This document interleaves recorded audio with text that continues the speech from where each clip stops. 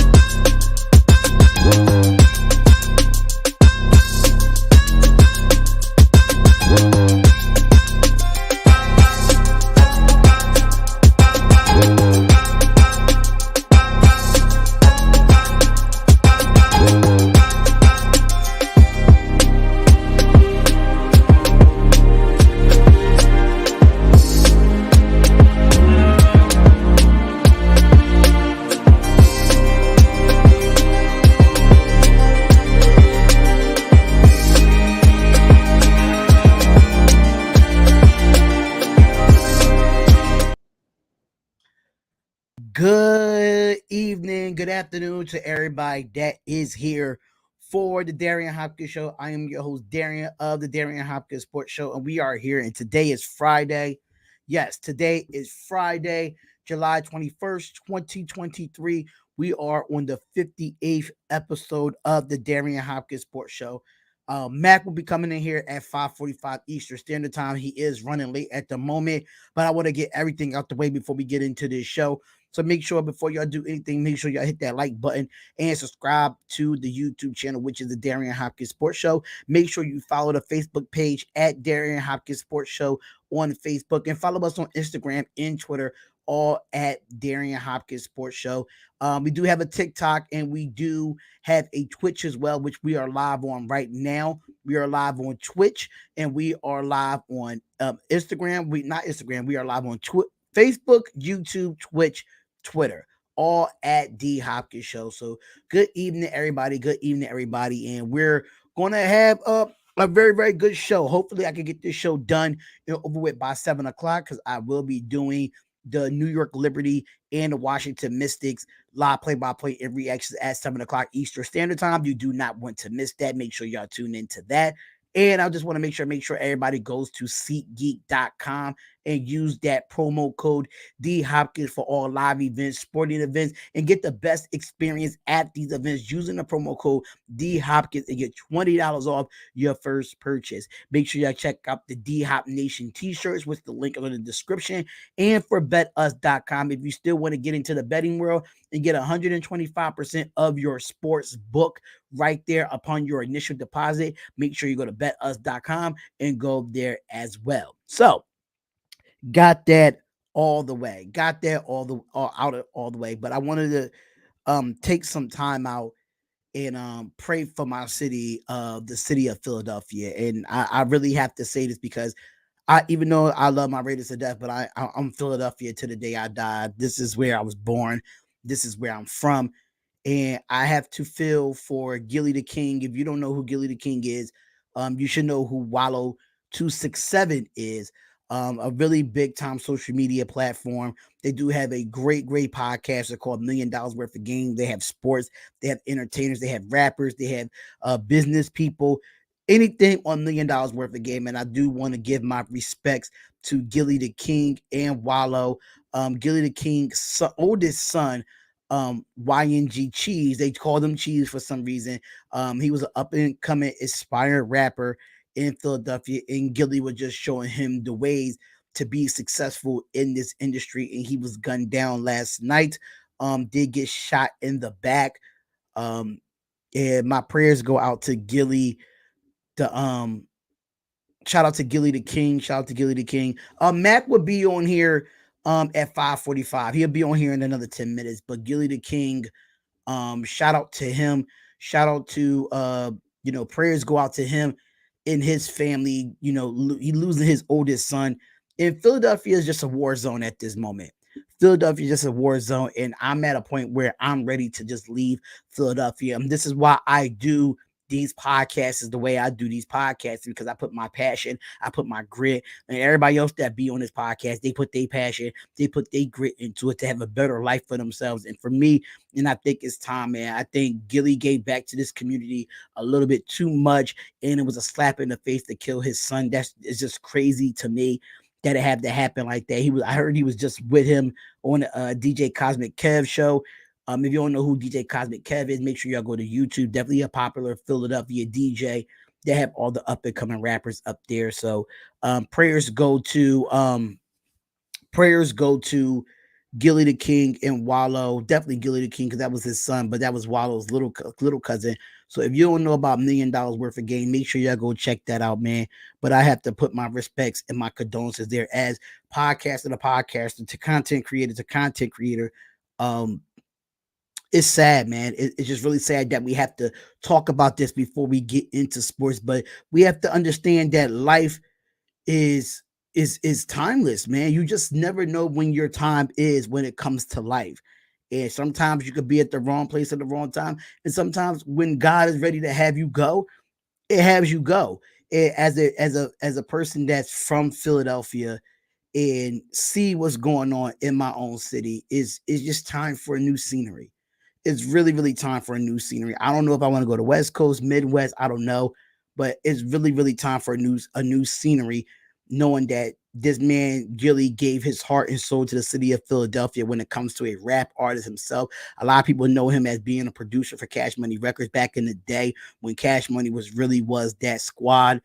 It's just mind boggling. It just kind of breaks my heart that it's always our own that doesn't be in the way, not no gangster. He just wanted to have a rap career like a lot of these kids do, and now Gilly is definitely a public figure now in the world when it comes to podcasting and $1 million worth of game. And even Wallow and Gilly Adventures, it's just some of the stuff that they have going on. And then think about it, he had the Gilly Fest. Which is his birthday party, which is July 29th. So, mind you, that is 9 days away, and you lose your son. And I don't know if he's going to cancel the Gilly Fest. I don't know what he's going to do there. But I know for a fact that I don't know if I will have that event if I am Gilly the King, man. I just don't know if I would have that event. That's just me. But condolences go out to Wallow, condolences go out to Gilly the King, and condolences goes out to him and his family. So before we get any of the topics, I do want to give y'all some quick takes that's going on around the NFL. We do have signings for the New York Giants. If y'all want to hear these signings real quick, and these signings are the Giants are signing veteran free agents James Robinson and Cole Beasley to the New York Giants, even though that Saquon Barkley is not getting any praise right now as far as him getting a contract. So they trying to prepare for Saquon Barkley to be, not to play in week 1 because he's not going to report the training camp. So the New York Giants have signed running back James Robinson and wide receiver Cole Beasley that it was announced Friday. Now, the addition of Robinson provides depth at the running back position and insurance in case of any potential holdout for star Saquon Barkley in the Giants. Barkley are at a stalemate over a long-term contract, with Barkley saying earlier this week that he might have to sit out the 2023 NFL season. Now, Barkley is one of the centerpieces of this offense with the second overall pick in the 2018 draft, running for 1,312 yards and 10 touchdowns to go over 57 catches for 338 yards in a receiving touchdown last season. Now, Robinson, who played for the Jacksonville Jaguars and the New York Jets last season, who agreed to a 2-year deal with the New England Patriots in March, but the veteran was released after the first day of mandatory training camp in June. So Matt Breida and Gary Brightwell, who also will be competing for time in the Giants backfield with a 5th-round pick rookie Eric Gray, also would be in the mix. Now, Robinson has his greatest success as an undrafted free agent in the 2020, rushing for 1,070 yards and scoring 10 total touchdowns in his debut with the Jacksonville Jaguars. He was traded to the Jets midway through the season and playing 4 games for rushing for 85 yards and recording 1 touchdown reception. Now, in 3 NFL seasons, Robinson has rushed for 2,262 yards and 23 total touchdowns. And a 34-year-old Cole Beasley reunites with his coach, Brian Daboll, that was his former offensive coordinator with the Buffalo Bills. Now, Beasley, who spent the last season with the Buffalo Bills and the Tampa Bay Buccaneers, who also returned to the NFC East after playing his first 7 seasons with the Dallas Cowboys from 2012 to 2018. Now, he caught 6 passes for 4 games during the 2022 NFL season, and Beasley has 556 catches, 5,744 yards, and 34 touchdowns in 153 career games. So those two has been signed to the New York Giants, those 2 veterans. And I think it's a smart move for the New York Giants to do that as far as the running back position, because you just don't know where you're going to stand at with Saquon Barkley. Now we got to go over to the number 1 overall pick, which is the Carolina Panthers. The Carolina Panthers did sign the number 1 overall pick in Bryce Young to a $37.9 million deal, according to ESPN. And it's fully guaranteed. Total ESPN Adam Schefter. And we do have our guy here. He's definitely in the building. He made it on time right before the 5:45 mark. And that's my boy, Matt Campbell, the co-host of the Darion Hopkins Sports Show. What is going on, brother? What's up with you? What's going on? What's going on? Nothing. I just had to, try to, break some time, but I had to, say my condolences to, Gilly the King and Wallow 267, as Gilly the King lost his only son in a triple shooting in Philadelphia last night. So Gilly the King is one of like a legend in Philadelphia. If you don't know nothing about $1 million worth of game, you could definitely go check it out. They do have cover sports, entertainment, all of that. But those 2 guys been really been public figures, and now his son gets killed. His first son gets killed at the age of 25. It was just sad to hear about it in my city. It was just it's just like a slap in the face to Gilly, as much as he gave back to the city, and just to lose his son to gun violence is crazy. Yeah, no, completely understandable. So I just had to throw that out there, before you came on. But yeah, RIP to that. But on some good news. So I've got to sit down with a sports agent and a couple scouts for my son. I seen the Rutgers thing that he had. Right now he's got pretty much every local school is already looking at him. Okay. He's got, from big schools, he's got Clemson, Penn State, Rutgers, and possibly a few others looking at him right now too. So we're doing the I guess you'd say, like, they're going to put him on one of the top, like, as one of the top football prospects coming up. Absolutely. Respectfully so. I mean, if you look at him, at 15 years old, to be 6'5" and 286 pounds. He looked like he's already in college from the picture that I seen. If I would have known that earlier, I would have showed them the picture of him at Rutgers. I would have pulled it up here. But I mean, matter of fact, hold on. Let me see if I could go to your page real quick on Facebook. Let me see if I could pull it up real quick. It's definitely a proud dad moment, because, like, even going through Pop Warner, like, Mikey was always humongous compared to all the other kids. And it was like, so a lot of people would be like, yeah, you know what I mean? He ain't that good though. He just big. And it's just like, now he's playing it against some of the best competition in the state. My boy's good. And y'all see that right there, man. That is a 15-year-old monster right there.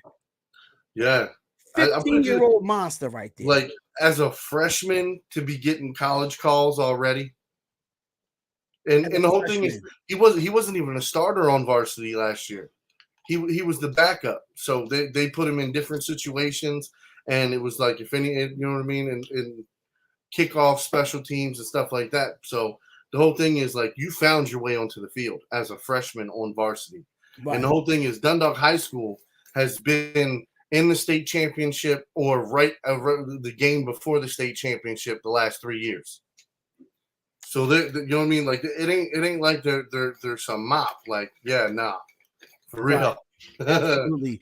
And y'all see it. This is Mac's son, 15 years old and getting college offers. Already looks good in the Rutgers. I'm not gonna lie, he looks good in the Rutgers, but he got some good teams. What was Clemson? What was the other team that you said? So it's Penn State. Penn State. What was it? FSU. Florida State University. And then he's got a bunch of smaller schools like Frost State, Morgan, all you know what I mean? Like, and personally, like, bro, I'm not gonna lie, if Deion Sanders would have stayed his ass in Jackson, you would have sent him to Jackson. You damn right I would have. Are you kidding me? Yeah, you would have sent him to Jackson. Listen, I would have too if that was my son. Hell yeah. No problem, but I mean, the whole thing is like again, it's the coaching staff that Deion Sanders had there, and set up. That's why for me it was like, yeah, I want to send him there. I want to send him to a bunch of guys who are going to do nothing but coach him up and teach him to be better. Right. I just talked about some quick hot takes in the NFL that Panthers signed. They finally signed an overall they more overall pick Bryce Young. $37.9 million for the next 4 years. And I talked about the Giants signed James Washington just in case if security for Saquon Barkley if he does not play week 1, and Cole Beasley is turning back to the NFC East, signing with the Giants and being back with Brian Dable as his coach. What is your quick thoughts about that before we get into our actual topics? I don't think either one of those signings are going to be anything significant by end of year. Okay. I just don't. So you want to start with one trivia? Yeah, I mapped the episode out pretty much. So okay, you know all the main topics. So the first one is this is definitely plugged for you. Okay. Absolutely. Who is the most penalized team in NFL history? The most penalized team in NFL history? It gotta be the Raiders in some way. It gotta be the Raiders. Okay. Yep, you're right. I mean, that's the obvious. What team though? What team? It's the Oakland Raiders. No. I'm okay. What year? That's what I mean. What year? Mm-hmm. Now this is what I'll give you. There's a 2-0 in the front of the first two. Okay. It most likely it might have been around that John Gruden era again. So he got signed. I don't think so. You sure it's not the John Gruden era? Not that late. Okay, so I mean, if you want to go back to 2016 with Jack Del Rio, is it that? No, but you're getting warmer. I'd say. Okay, I'll say this. It's not any. It's older than 2016. It's older than 2016. Uh-huh. I mean, John Gruden was there 2 years, if I'm not mistaken. Because we did get John Gruden after Jack Del Rio. So yeah, that's what I'm saying. It's not him. It's not none of his. It's not Gruden or it gotta be in Think of bad year for you guys. I mean, like we defensively. It was penalty. Every year is bad defensively. No, I'm talking penalty wise. It was bad. I thought it really was under the Gruden era because we really had real bad. We led the league in penalties 1 year under Gruden. I'm gonna give you one more guess. One more guess. Take one more guess. No, this is after Leo. This is not Cable. It's not Hugh Jackson because that is before the second tender of John Gruden. So it has to be after. Is it after the first year of Gruden?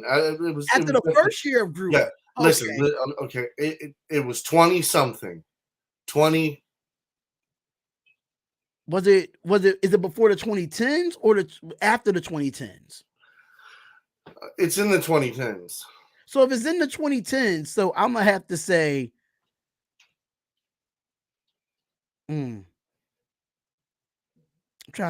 was it during that? I know Dennis Allen was in the 2000s, in the 2010s. I can't give you any more hints. It's going to be easy for you. I can't think right now because our defense has been shitty for the last 25 years. So, I mean. Yeah, no. I mean, I don't know. I really don't know. Okay. So, with 169 penalties on one single season. The 2011 Raiders hold that for the most ever in the history. Was that Dennis Allen in 2011? I believe so. I think it was. So let me just double check because that might have been the Dennis Allen era. Actually, it was Hugh Jackson. My bad. It was Hugh Jackson. Okay, yep. Yeah, Leo was right. It was definitely between Hugh Jackson and Tom Cable. That's very interesting. Very interesting. But how do you feel about the sale of the Commanders? I think it needed to be done. It needed to be done. Okay, now here's the second part to that. Do you feel, even though he sold the team, it was right that the NFL fined him another $60 million? Yes, because of the sexual harassment on a Washington Commanders employee. Okay. I mean, Daniel Snyder as a owner was one of the. I heard a couple different viewpoints because it was like, well, look, that was the reason why you made him sell his team. You already fined him the first time when the allegations and all the shit came out. He got fined, and then he got forced to sell the team, and now he sold the team. Now they're hitting him with another fine for him to pay out of the money he's getting paid to sell the team. Now, I heard both sides of the argument. Now, yes, in a way, do I think it's fucking stupid? Yeah, because, dude, he sold the team. Just let the motherfucker walk. Because now you have a thing where he's going to be like, you think he's not going to try to fight $60 million? You think he's not going to try to fight it? He's not going to try to fucking – no, he's definitely going to try to fight that. Yeah, he's going to try to fight it, but I mean, from what I read, I mean, it was 44. They interviewed 44 employees during the investigation of this whole situation. I think her name is Tiffany Johnson that alleged that he sexually harassed her. So for me, I mean, Daniel Snyder is just a terrible owner in himself. He didn't do nothing with that organization when it was the Redskins or it was with the Commanders, and I just feel like he didn't put that team in the best position for them to win. Oh, for sure. For a long time. So I think it was time for them to go. But the $60 million fines coming out now, I mean, it's basically they just trying to really trying to run him out. I mean, it was for Daniel Snyder. Let's be completely honest. Do John Gruden stays the head coach of the Las Vegas Raiders? Let's keep it. That's a what if. So it's a lot of things that Daniel Snyder did sneaky, being sneaky about things. I'm not surprised that he gets hit with the $60 million fine either. Yeah, no, I mean, I'm not surprised. Like I said, I heard so many different viewpoints on it. I had to bring it up and I had to ask. You know what I mean? Like, do I think it's wrong? No, he definitely should have to pay for what he fucking did. But at the same time, just how you wait for him to sell the team and then hit him with the fine as soon as he sells the team, that's what I find to be a little inconsistent. So it's pretty much they're just like, oh, depends how much you get for the team is how much we're going to fine you. And just to throw this out there before we go into the next topic, when Magic Johnson went to the podium and he said that he talked to I forgot the guy's name that actually bought the team. But he actually was like, do you want to win with this organization? And he said yes, and that made Magic Johnson buy in because he's a winner, basically. Yeah. If you look at all the organizations that he's run, especially from the Dodgers and other things, he's just successful at that. And I think the Commanders is going to be a team that it's going to be it's not going to be a turnaround this year, but I can see it turning around in the next 5 years. Absolutely. Okay. All right. Next topic. Okay. This is a little spicy one. So, are NBA super teams ruining the sense of competition? I'm gonna say no. I'm gonna say no because if you look at what the Oklahoma City Thunder is doing, they're not going out and getting super teams. They're building their team through the draft, and they almost got into the playoffs last season. So without any real super team players, I think at the time when LeBron started it going to Miami, I can say that at that time, yeah, it was bad for the league. But now the league is starting to balance. I will say this. The Lakers, okay, what was that, the 2002 Lakers team? Yeah. Like, to me, that was like the original super team. When you had Gary Payton and you had Karl Malone, and the rest of them guys all jump onto the Lakers, and they all like, we're gonna win a ring. Like, you know what I mean? Like that seemed very super team-ish. It was super team-ish, but it wasn't super team-ish to like, players in a prime. Like Gary Payton was out of his prime. Karl Malone was out of his prime. And then the Celtics. Look at the Celtics. The Celtics in the 60s. That was a fucking super team, because that's all I hear. Everybody, like, every time you bring up Bill Russell's rings and that was a super team. Look at all the guys they had on there. Look who they were going against. And it's like it's the same argument, no matter what generation it is. I just think the argument is a little bit different from that Lakers team and that Boston team to the Miami team. And I'm going to tell you why, because that Boston team, I don't think that free agency wasn't big in the NBA at that time. You built your teams through the NBA draft around those times. Mm-hmm. So Boston really built their teams through the draft. Now with the Lakers, they went out and got those players that was out of their prime, but still felt like because they went to the Lakers, they was going to win a championship because of the standard of the Lakers have. Now what LeBron James did going to Miami, making a whole special about on ESPN, taking his talents to Miami, having Chris Bosh come over there after LeBron James signs. I think that's a bigger impact of what super teams really, really started than what it was back in the day. Now, understand with the Bulls, Jordan didn't have no team when he first came in. They built that. They brought in some key role players, but was they a super team? I don't think the Chicago Bulls in them 6 years was a super team. They just brought in role players that fit their role with the Chicago Bulls under Phil Jackson. Now, when it comes to the NBA, everybody want to do what LeBron did in Miami. That's exactly what it is. They want to do what LeBron did. And then Arku just said it that KD ruined it. I mean, if KD would have stayed in Golden State, I think we would have saw a dynasty, but he left. That's a little different in that aspect, because if you look at that Warriors team, they just added Kevin Durant. They drafted Green, they drafted Curry, and they drafted Clay. So I don't know if that is an actual super team, because they was drafted to the Warriors, unlike Kevin Durant. So yeah, I get it though. Yeah, no, for sure. And then that was my whole take on it, is like, in certain aspects, it makes the game worse. Mm-hmm. And that's what I don't like about it. I don't like it when it's like, you got a super team, you're great, you guys play great when the starters play the full fucking game.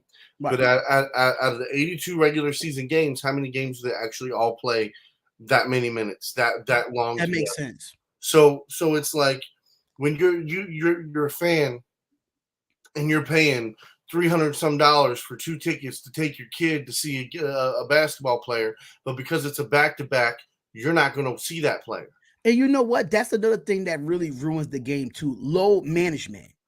Load management is because people pay their money to go see their stars, go see them play. They buy them floor tickets, they buy them close tickets so they can be close to their favorite players. And load management kills it, and so does super teams now, because now you got super teams that play 30 games together out of 82. So I get it. Yeah, no, I mean, because that's the whole thing. It's like, at the end of the day, that's why in my mind Kobe will always be number 2, because the sacrifice he made for his fans on an every night basis. Right. You know what I'm saying? If Kobe, it didn't matter injuries and everything. Exactly. It didn't matter if he had to keep ice on his knees for 24 hours straight until the next motherfucking game, and then get out there and run that shit again. Exactly. And that's what I'm saying, because he was for the fans. And at the end of the day, like, bro, who's buying your jersey? Who's paying to come see you? If we stop being fans, you don't make money no more. Right. And that's what I find crazy. And it's like, Wizards fans are the same. I've had Wizards fans tell me, like, oh, then don't come to the game. Stop cheering, stop supporting the team. What? That doesn't make any sense. You want me to stop supporting a team that I love, that I pay for? I can't have an opinion about it, can't talk about it, can't be that's the hard-earned money that you're investing into these superstars. You're going to want your money's worth. You don't want to see a bunch of non-all-stars on the team after you pay $300 and something for a floor seat. Absolutely not. Or if the superstars are supposed to come in to play your hometown team. Right. So you're like, man, I've only seen LeBron play one time his entire career.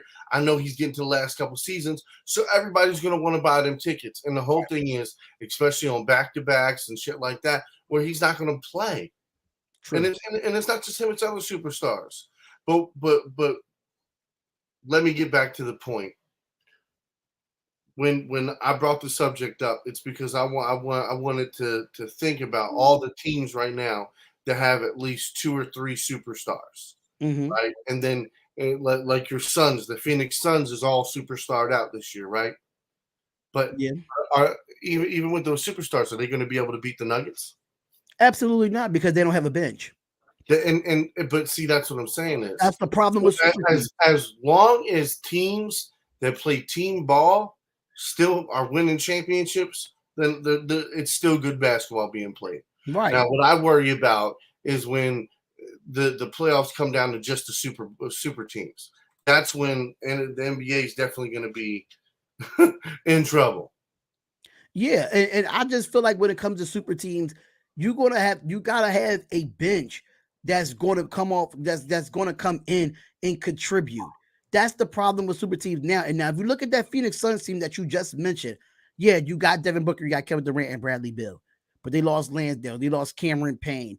Torrey Craig is all right, but you lost Cameron Payne, which was a good backup point guard for that Phoenix Suns team. Lansdale came in and gave you tough minutes. He was more tougher than DeAndre Ayton in some nights and during the playoffs. So when you lose two big players like that off your bench, they're going to struggle.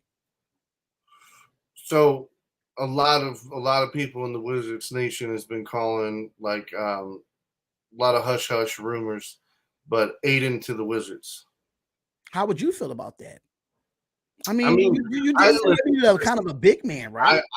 I don't care. Bro, we just paid Kuzma $100 million, and you ain't even I'm not invested. I'm not invested in the team this year.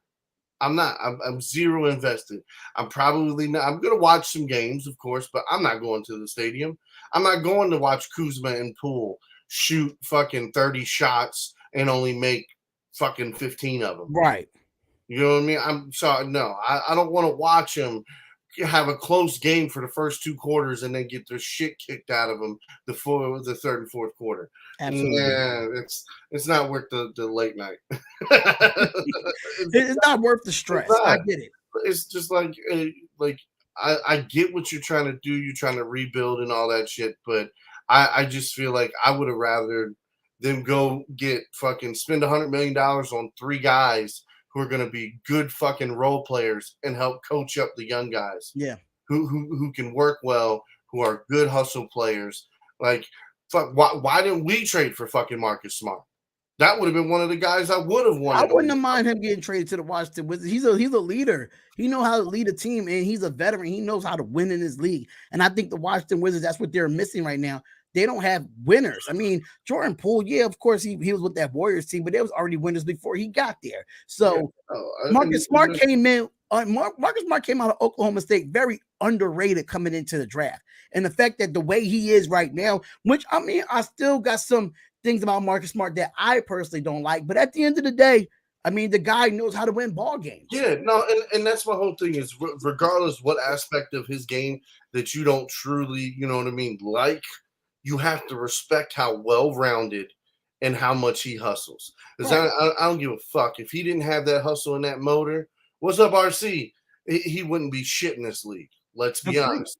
Agreed. Like, he would be mediocre as fuck. He probably would have had maybe a 3 to 5 year career. But because that motherfucker's got a high motor and a high hustle, he's probably got another 6 years left in the league before he's bouncing. Absolutely. I agree. I think he's going to be okay with Memphis. He's going to be all right. All right. On how about them O's? Man. Hold on. Come on. Break it down to me. Remember the bet lines where they were talking about, can the Orioles even win 78 games? Here we are at the doorstep of 60, and there's still a good chunk of summer left to play, baby. Like shit. I mean, now, listen. Respect to the Rangers, but we gotta give it to the motherfucking Orioles, bro. I We've mean, been sitting in the basement for years. You have to yeah, understand. I was about to say that. Our division is the Yankees, the Red Sox, and the fucking Rays. All right, the Rays might never have been that good at bats, but their pitching bullpen has always been top of the league. And the Rays has been on a slump in the last 10 games. If you look at it, they've really been on a slump. And the Orioles just playing better baseball. They just playing better baseball, and they on top of the AL East, and you can't really say nothing about it at this point. I mean, if you look at it, the Orioles beat the Rays 4-3 last night, and they was in that opener of the 4-game series. I just feel like the Orioles just play better baseball. I mean, the Rays are in a slump. They are in a slump. And I don't know what it's going to take for them to get out of it, but the Orioles just got to take advantage of the Rays being down right now.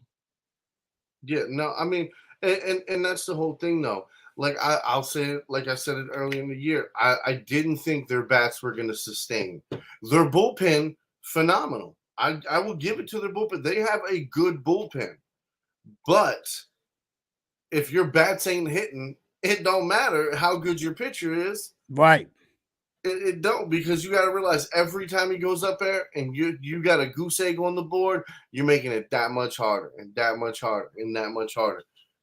And just to let you know, since August 15th of 2016, this is the first time, since the All-Star break that the Baltimore Orioles, who was 6.5 games back at the beginning of July, now they have a 1-game lead. That's the first time since after the All-Star break of August 15th of 2016. Yes, sir. Yes, sir. That's why I said, like, bro, something's telling me, man, it might be our year. It might be our year. And the whole thing is, like, we have, I don't care, hands motherfucker down, the best closer in Major League right now.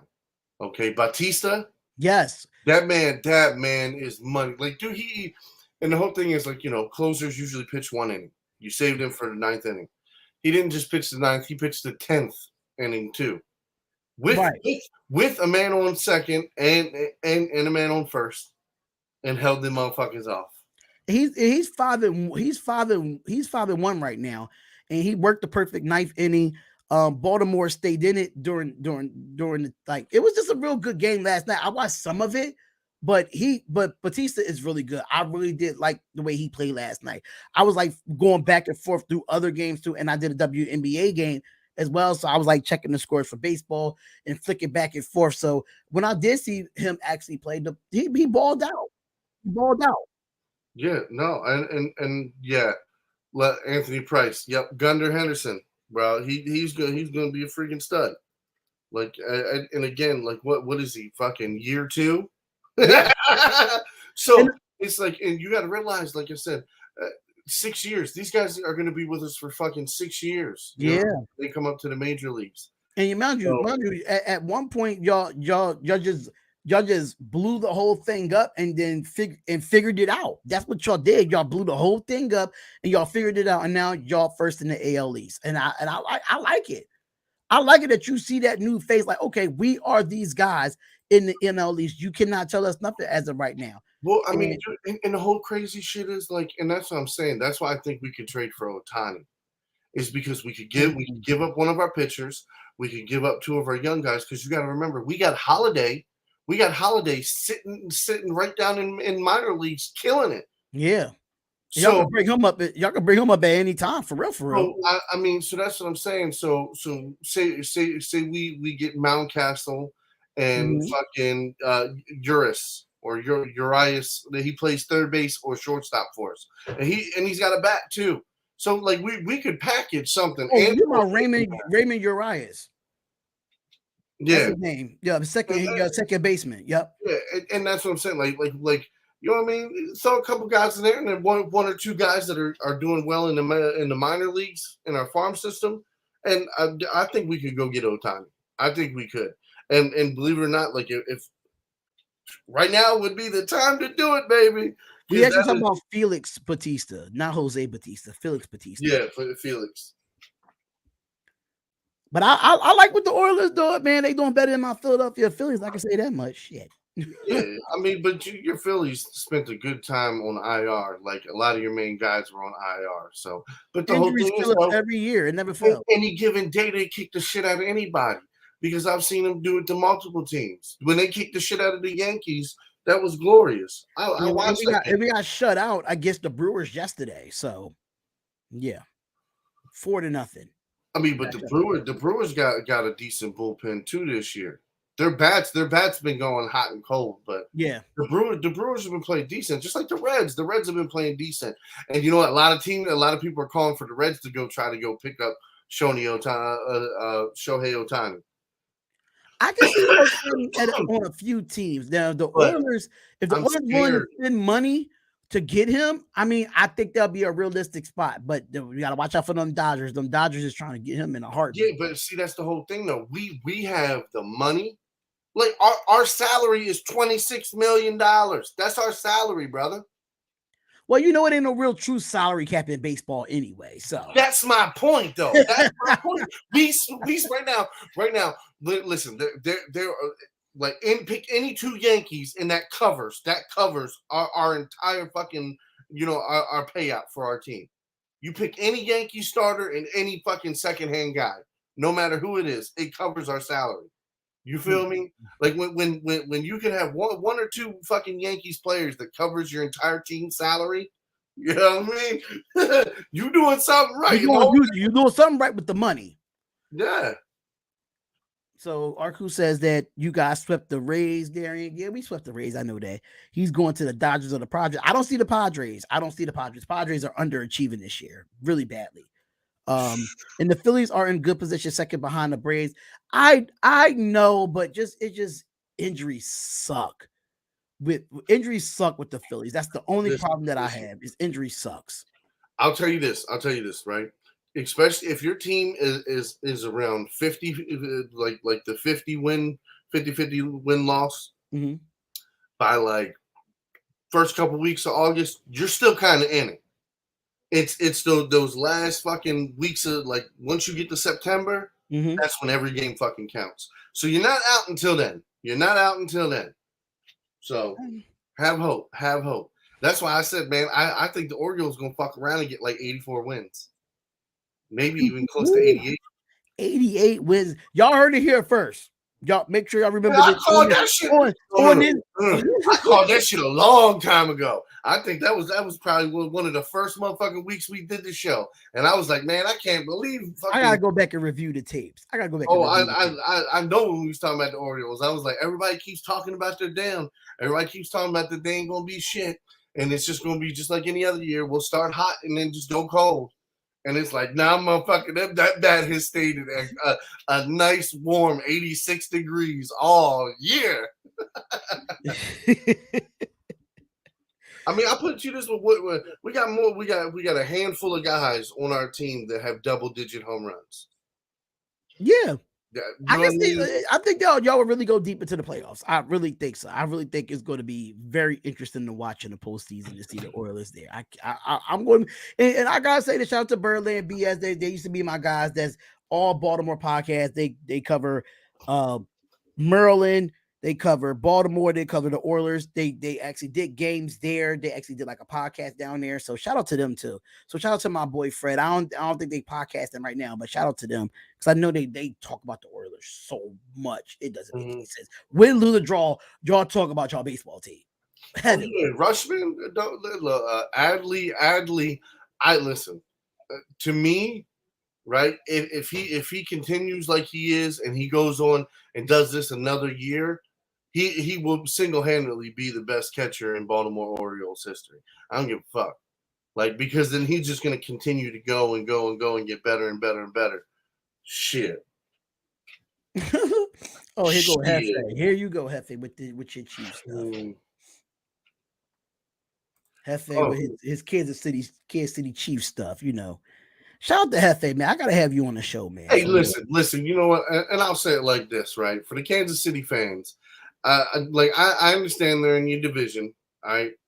But imagine, could you imagine being a Chiefs fan, like anywhere from say the mid 70s to, you know what I mean, now, or like the 90s, until now. I wouldn't imagine, but I grew up with a few of them, bro. And when Trent Green is the best quarterback you could fucking name besides Montana, and that was at the end of Montana, right. Like, and then after Trent Green, you really couldn't name anyone else until what, like Alex Smith at that time? Yeah, no, and that's what I'm saying. Like, so for me, it's like we all seen Patrick Mahomes throw. We all seen him play in college. We all watched him do the X and the O's with Steve Mariucci. He looked phenomenal. I said, how is this guy not going number 1 overall? There's no quarterback that I've ever seen that's going to play like him. Right. It was crazy to me that he sat there and he sat behind Alex Smith at all.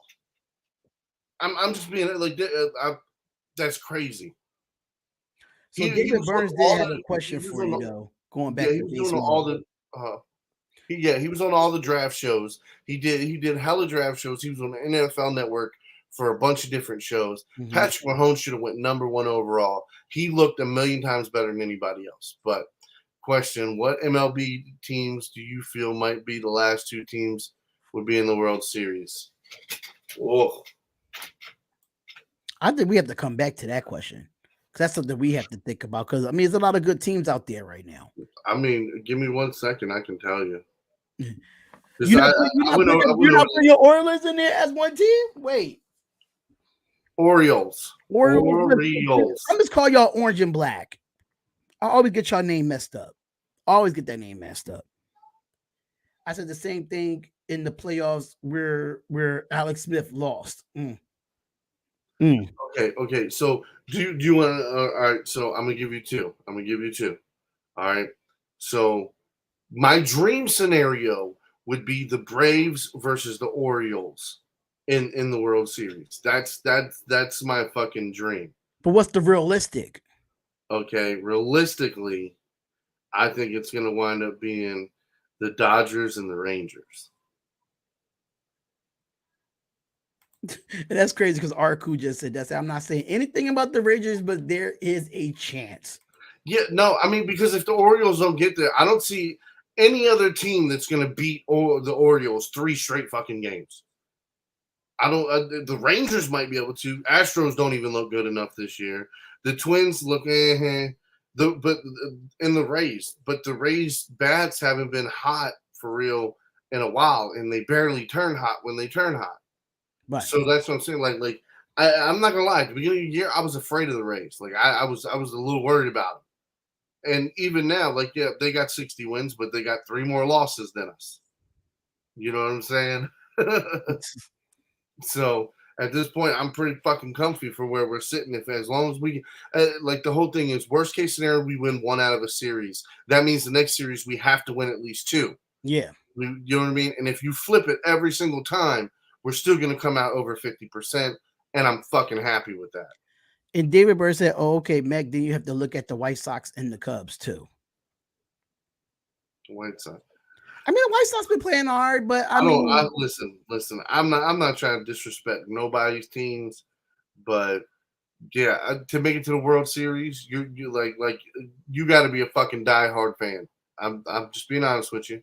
Like the Orioles, I haven't been able to talk about the Orioles since Cal Ripken played. To be honest with you, like I love them. That's my home team, but I wasn't foolish even in the 2010s when we made the playoffs. I wasn't crazy. I knew we wasn't making no damn World Series. You know what I mean? So that's why I can't call it. Like I don't see the Cubs making it there. Like the Diamondbacks, that would be a spicy team that I'm looking forward to. That might be a dark horse team. Yeah, no, for sure. And that's what I'm saying. Like, you know, the Phillies and the Marlins, they're a little bit of dark horses too. Yeah. You know what I mean? And then on the other side, like, again, I think a sneaky team that I want to see how they finish the year is the Tigers. The White Sox has had seen, and they brought up the White Sox. And it's like, I liked a few of their games, but a lot of, man, they shit the bed a bunch of times. So I can't really. I haven't watched any White Sox games to say anything for them. I can't say nothing about the White Sox. I've bet on the White Sox. That's why I can say. I put the money on the line, okay? No. I get it.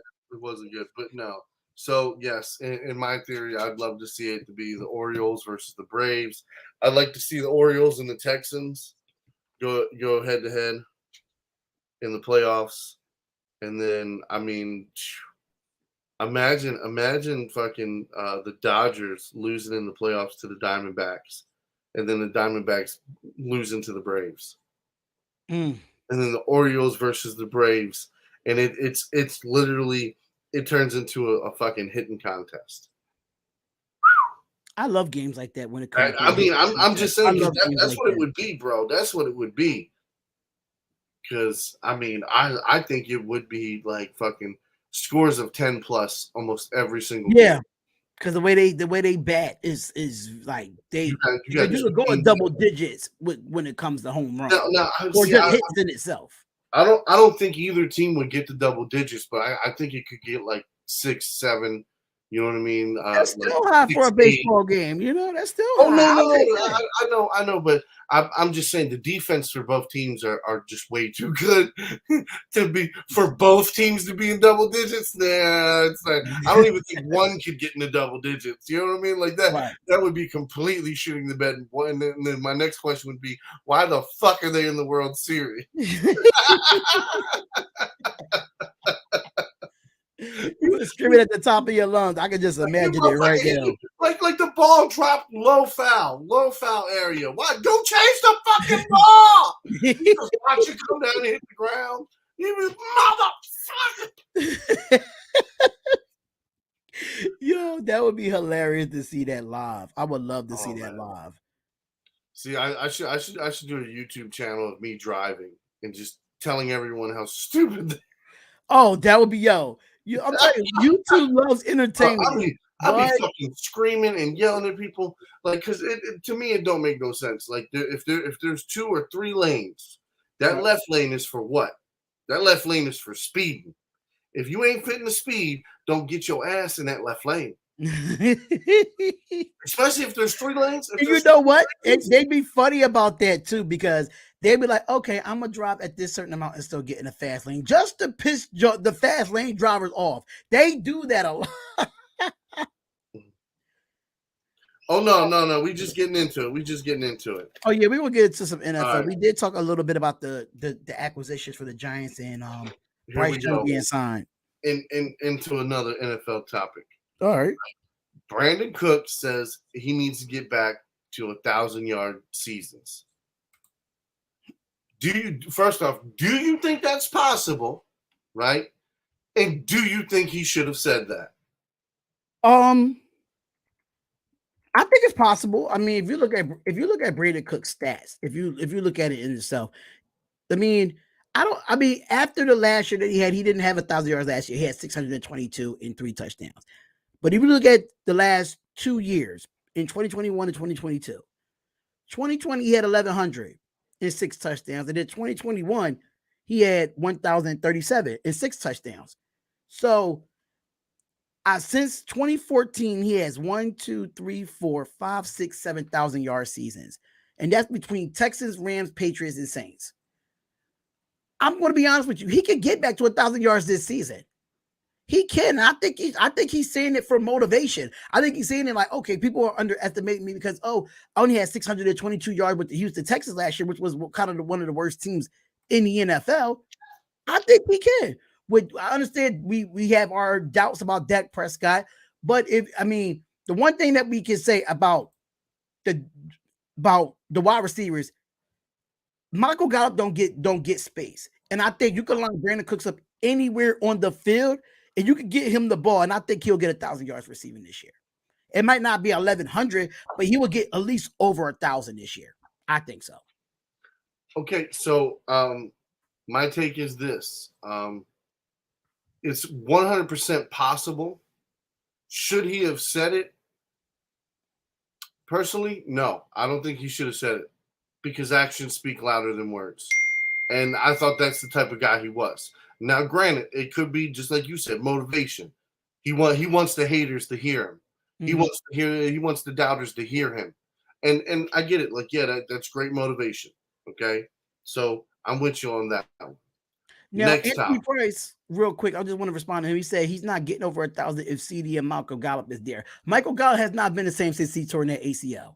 So, me personally, I think Brandon Cooks would be the number 2 over Michael Gallup. Hold on a second. Who's the offensive coordinator for the Cowboys? Sure, it's gonna be Mike McCarthy because there's no offensive coordinator for. Okay, hold on. Do you remember the last team that had 3 wide receivers that got over 1,000 yards? I'll cut to the chase. It was Mark Trestman with the Chicago Bears and Jay Cutler as a quarterback. It's possible. All right? I'm just saying it's possible. I'm not saying it's going to happen because fuck the Cowboys. But, but no, it's possible. It's possible. Okay, yeah, I get it. All right, next topic. Will Payton be enough for Denver to get back on track?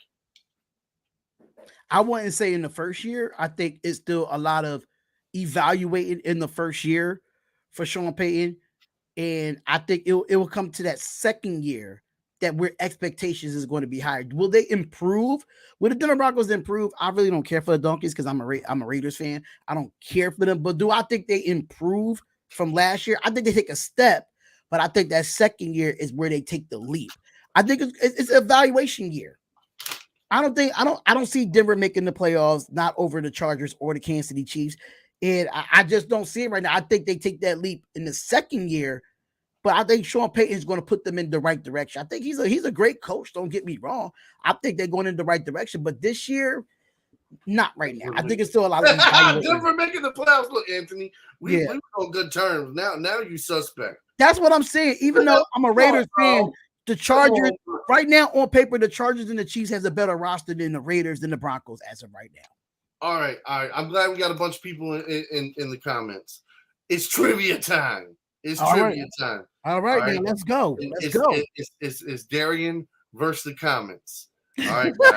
All right, guys. Come on, y'all. And look. We can't see if you got phones or not. Okay. Okay. In 1990, who was the only wide receiver to catch 100 passes in the season? In 1990? Mm-hmm. So I was born in 86. So, I mean, I was a youngin'. In 1990? I'll repeat this again for the comments. In 1990, who was the only receiver to catch 100 passes in the season? I'm going to go with Michael Irvin. Wrong. Comments? Shit. Anybody want to guess? If it's not Michael Irvin, I'm thinking of the wide receivers of the 90s.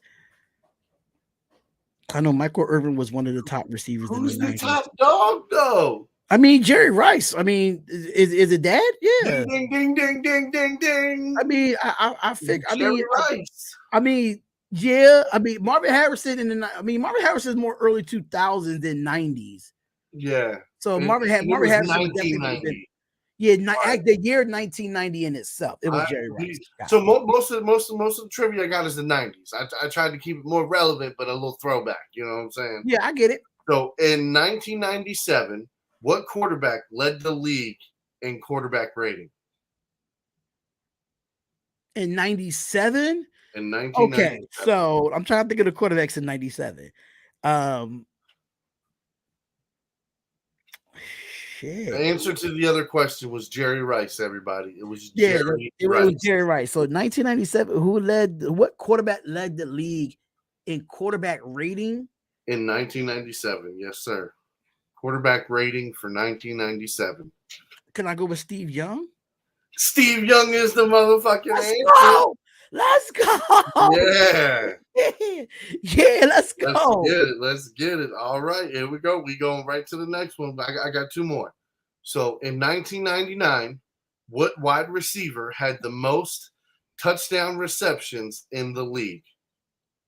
In 99? In 1999. Was it Anquan Bolden? In 99? That's a little before his time, brother. I mean, it's kind of 99. Okay. He got drafted in what, 2003, 4? 2003. Okay, so 99. What wide receiver? Wide receiver had the most touchdowns? in a season? In 1999, what wide receiver had the most touchdown receptions in the league for that year? In 1999, who had the most touchdown receptions? Was it Isaac Bruce? No. Okay, so I'm thinking of them Rams and Panthers years because that was a couple years later. Yeah, that was a couple of years later. I'm thinking of 99. Shit. 99. Like I'll tell you what. The wide receiver opposite of him, easily one of the greatest to ever do it.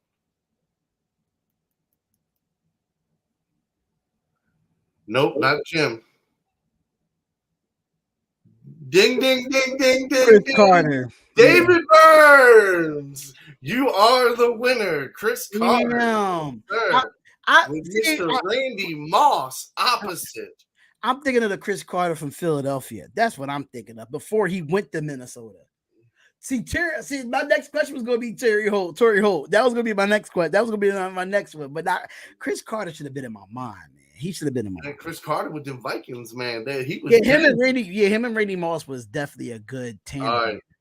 A lot of people don't talk about that wide receiver tandem of all time. So this one's going to be a little trickier, right? Kept it the same year, right? In 1999, Marshall Faulk led all running backs in receiving yards. Who was second? In receiving yards? Yep, running back. Who was the second running back with the most receiving yards in 99? And I tell you what, his brother played in the league too. That's the only hint I'll give you.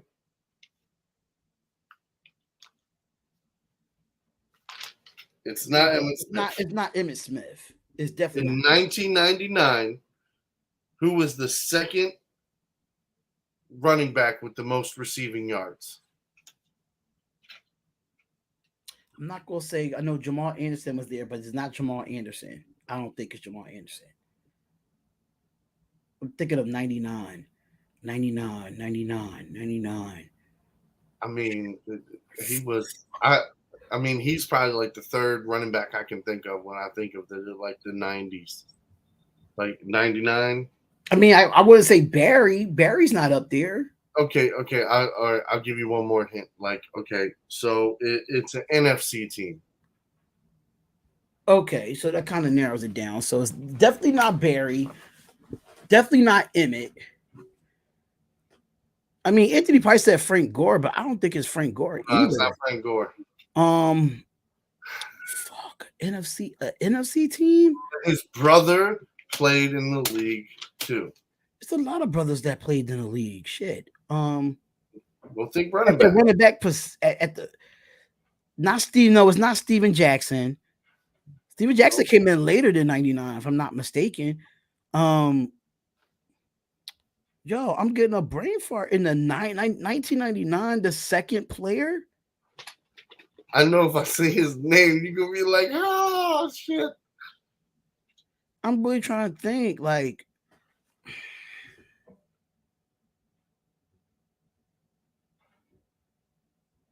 so I'll give you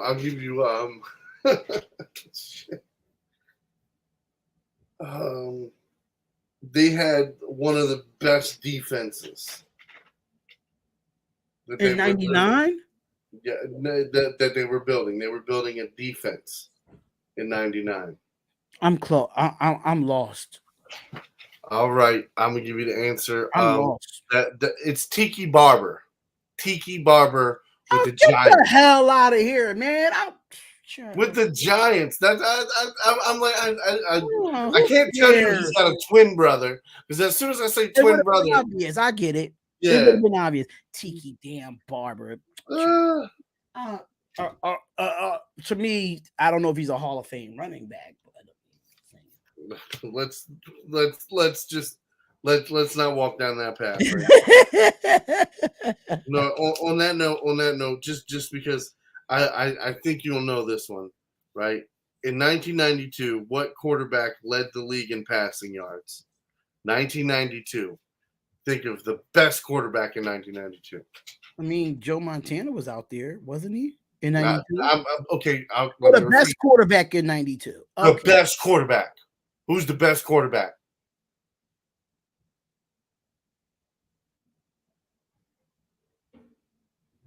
I mean, Aikman was there in 92, if I'm not mistaken. Aikman wasn't the best quarterback. He wasn't the best quarterback, but I'm just thinking of. I'm talking about the best quarterback. Who is the best quarterback in 1992? That's the hint I'm giving. The best quarterback in 92? What the fuck? Why am I having this brain fart? I know I be knowing this shit, yo. David Burns, you are correct. Dan Marino. I thought that was gonna be a pretty easy one. Because bro, I don't watch the Dolphins. I don't care for Dan Marino like that. I don't. But again, he didn't win no Super Bowls. Ain't nothing memorable about him anymore. Hold on. So that's what I'm saying. He's essentially Aaron Rodgers before Aaron Rodgers. But he didn't have it. I get it, but in 92, I wasn't thinking of Dan Marino in 92. I mean, he was the fucking man in the early 90s, all the way through. I mean, he didn't win nothing in the 90s, though. He didn't win nothing in the 90s. He won a lot of records. He got a lot of records. Let's pull up his playoff record. Let's talk about that. Listen. I understand, but he doesn't play defense. So that is the you know what I mean? Like if you play for 15 years and you take your team to the playoffs, 14 of those years, it's not your fault. It's just not your fault. Okay. You know what I mean? Like, it'd be like if Peyton Manning never won, you know what I mean, a Super Bowl. It would be like he'd still go down as one of the best quarterbacks to ever play. He just wasn't that Super Bowl winning quarterback, but he was still one of the best quarterbacks, and that's why I give that to Dan Marino. I don't know if he was the best quarterback in 92, though. I don't know about that, but I mean, I respectfully, I respect it. You know what I mean? All right. So, on to the next segment: start, bench, and cut. I try to go after the underdogs. Please, in the comments, please give us your feedback. Right? So start, bench, cut. Which one you going with? Okay, you going with the Phil Simms one. Okay. Phil Simms, Phillip Rivers, Steve McNair. Okay. I'm gonna be completely honest with you. I did my research on this, and I left it on my other laptop. So I did my research on this, and I did my numbers wise going on with this. And for me, as far as quarterbacks go and as far as winning, I'm going to start Phil Simms over Phillip Rivers. I am going to start it. I mean, if you look at Phil Simms, if you look at he's the 2-time Super Bowl champion, the guy has hold on. With Belichick as your defensive coordinator and one of the greatest defenses to play the game. I'm still taking Phil Simms. I mean, if you look at his stats, I mean, he has 33,000 passing yards. I mean, he has the highest completion percentage in a Super Bowl at 88%. I'm taking that over Phillip Rivers any day. No. I wasn't even thinking Phillip Rivers. Phillip Rivers is my cut. Yeah, Phillip Rivers is my cut too. But if you look at the accolades of Phillip Rivers and what he did, you know, NFL passing yards leader in 2010. He led the league passing touchdowns in 2008. He took the team to a AFC championship game. But Steve McNair, I think he's just a different type of quarterback than these other two. So as far as winning games, I would have to put Rivers over McNair. But if I'm going to go strictly talent-wise, and who I would like draft on my team, I would go with Steve McNair over Phillip Rivers. Okay. So it would be Simms, McNair, then Rivers for me. Okay. So for me, my start bench cut, right? I'm starting Steve McNair, right? I'm benching Phil Simms, and I'm cutting Phillip Rivers. I thought you'd like that one. I mean, I wouldn't mind you cutting Phillip Rivers. I wouldn't mind that. I mean, But I had to put some respect on Phillip Rivers. I mean, he did have some great teams in San Diego. I'm not going to lie. Steve McNair been to one Super Bowl, so that's why I had to put Steve McNair over Phillip Rivers, because Steve McNair been to a Super Bowl under the Tennessee Titans. Yeah. So with this one, I made the next one a little easier on the start, bench, and cut. So I got Tony Romo, Kurt Warner, and Drew Brees. I'm starting. I'm definitely cutting Tony Romo. I respect Tony Romo, but I'm cutting Tony Romo. It's gonna be hard to start or bench. For me, I'm a start Kurt Warner and bench Drew Brees. Kurt Warner, I mean, if you look at that, what he has went through as an undrafted free agent, going and playing arena football, coming into the NFL, playing for the Rams, won a Super Bowl for the Rams, and then it was a bad Arizona Cardinals team, took them back to Super Bowl and almost beat the Pittsburgh Steelers. I don't think out of these three quarterbacks, if you don't start Kurt Warner, then I don't know what to tell you. Drew Brees is he's a stat stuffer. Don't get me wrong. He did win one Super Bowl, but Kurt Warner did more he did more for me. So I have to put Kurt Warner start. So here's my question to you, right? So you think if the Chargers would have been all in on Drew Brees like the Saints were, you don't think he could have won with that Chargers team, especially for what was around on that Chargers team? Because you had they gave up on him due to injury. Yeah, that's what I'm saying. So you had LaDainian Tomlinson, you had all that already right there, coming right there. And it's like, you know what I mean? You moved away from the guy, then you go and you pick another quarterback when that could have been offensive lineman. That could have been another wide receiver. That you know what I mean? That could have been a key piece to the defense. And that's what I'm saying. Like it was just it's crazy. I wanted to talk to you about this. I didn't get a chance to, but it was a show that had the 150 greatest what ifs in college football. Now, but the thing is this, they talked about Nick Saban playing at Miami, coaching at Miami, because the story came out that Nick Saban wanted to get Drew Brees from the San Diego Chargers. They wanted to sign Drew Brees to the Miami Dolphins. Now, what if Drew Brees went to the Miami Dolphins and Nick Saban would have stayed there when he ever went back to Alabama? Now, just imagine that, because the Miami Dolphins did not allow him to go get Drew Brees. That was a very interesting topic. I just wanted to throw that out there real quick. Yeah, no, I mean, for sure, that'd have been money. That would have been money. But yeah, no. So I'm doing the same thing. I actually thought she was going to go Brees. That's why I thought this would be an interesting take. But yeah, no, I'm taking Kurt Warner. I'm benching Brees, and I'm cutting Romo. Yeah. Now, I'm just going to tell you, the reason why I put Romo in here is because of the stats, and because like Romo did, he was a good quarterback. Right. And I think he's an underrated guy. And I think, if he won a Super Bowl, he wouldn't be like greats talk, but he would definitely be okay. He's an honorable mention. Yeah, absolutely. I agree. Yeah. All right, now we're gonna go throw it back a little bit. So Dan Fouts, Fran Tarkenton, and Drew Bledsoe. This is a tough one. To me, this is a tough one. Because Dan Fouts, very underrated quarterback in the NFL. Fran Tarkenton, he's been to a few Super Bowls. I haven't really got a chance to do my research on Tarkenton, but so then fine, I'm gonna go. So no, I'm gonna take Fran. I'm gonna take Fran. Fran's gonna start for me. Dan Fouts is gonna be on my bench, and Drew Bledsoe's getting fucking cut. You know what? I'm not mad at that.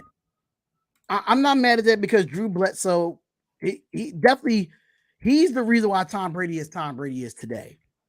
Let's just keep it funky. If Drew Bledsoe never got hurt, do we really talk about Tom Brady? Do we really talk about it?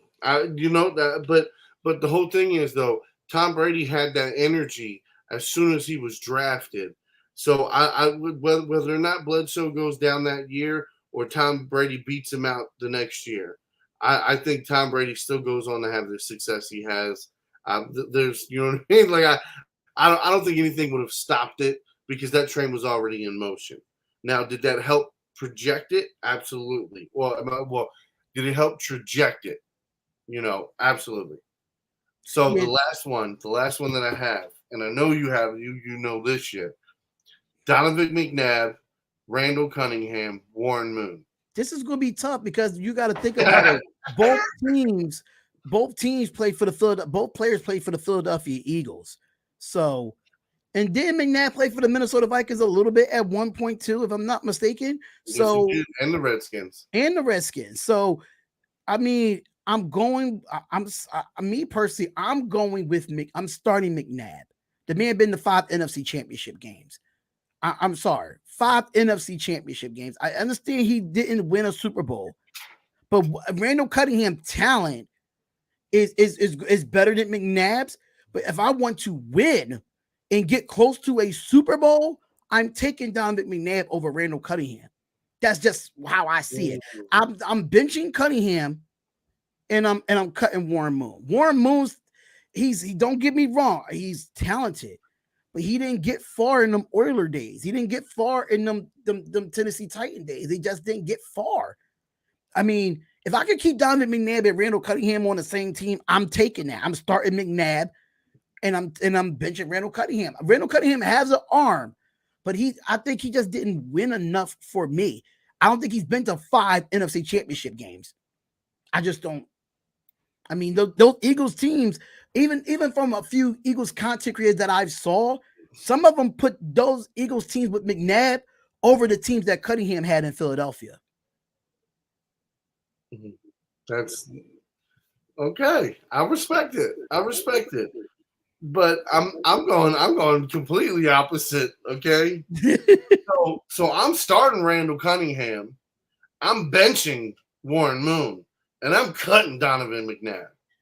Now, my question is this: are you starting Philadelphia Eagles Donovan McNabb or Minnesota Vikings? Are you cutting Randall Cunningham the Eagles or Minnesota Cunningham? Which one you taking? So I mean, either one. Bro, what he was able to do when he was healthy playing is almost just like what you see Lamar Jackson do. Same thing with Warren Moon. Oh my dude, that guy could flick the ball 30, 40 yards, man. And I think he doesn't get a lot of respect because he played on a lot of shitty fucking teams. I get it.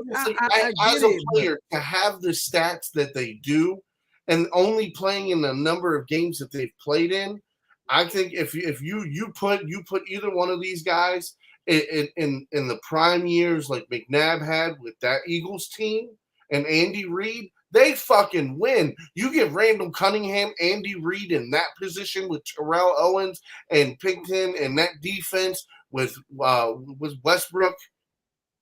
Yeah. Come on, bro. Like, and that's what I'm saying. I agree. That's why I don't like McNabb. I don't like McNabb because my brother was a huge Eagles fan.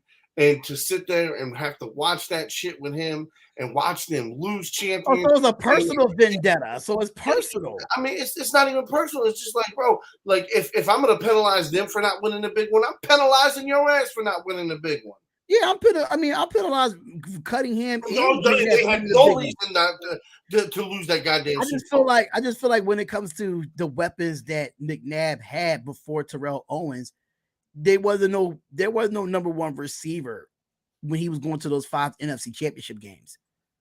I mean, if you look at that roster on offense, Brian Westbrook was probably like the best player on offense outside of Donovan McNabb, and outside of Brian Westbrook, Brent Selleck.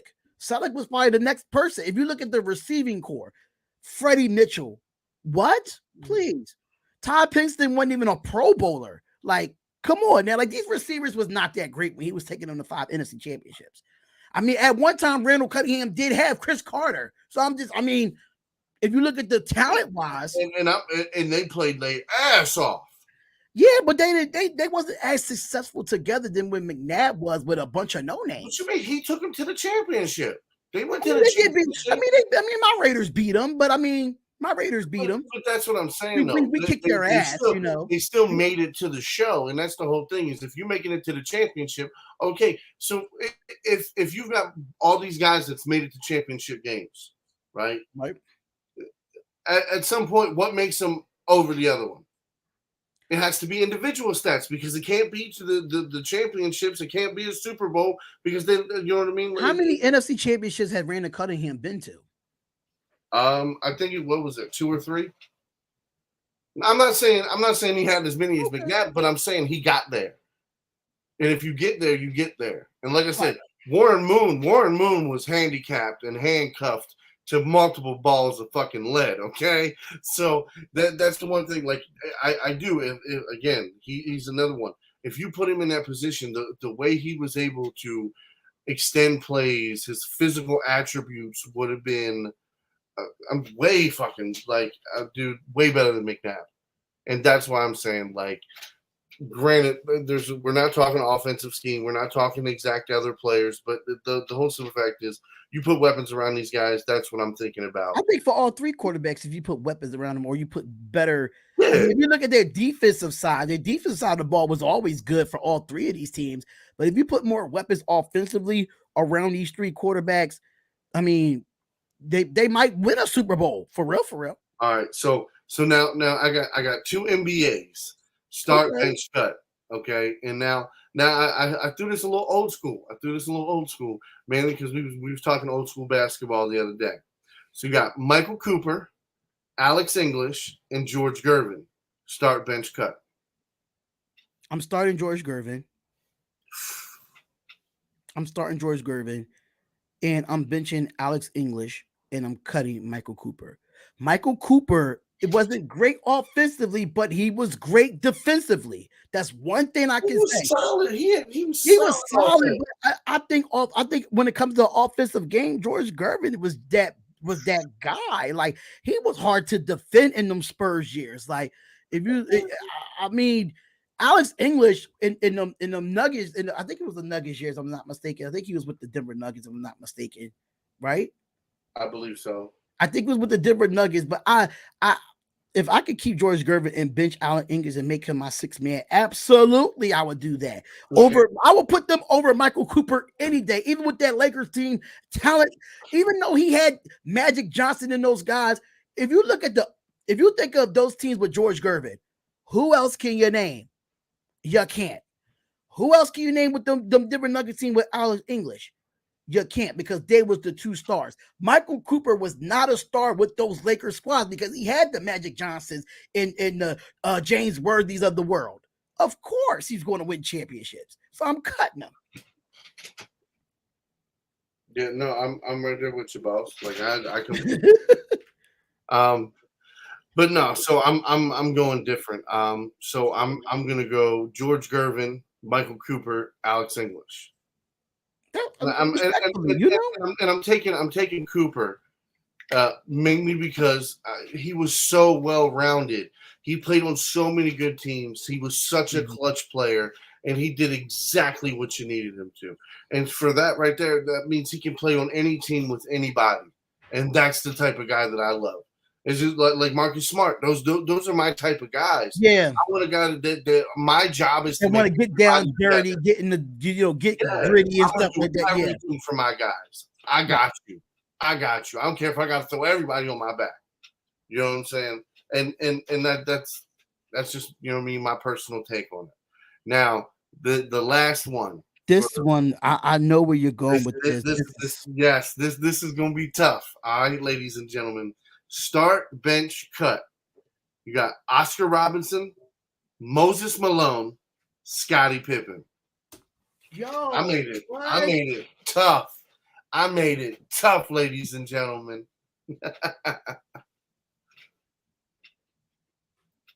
So I'm gonna go first. I'm gonna let you sit on that real quick. Yes, I'm gonna go first. Let me sit on that because this one is tough, man. So I'm gonna start Oscar Robinson, right?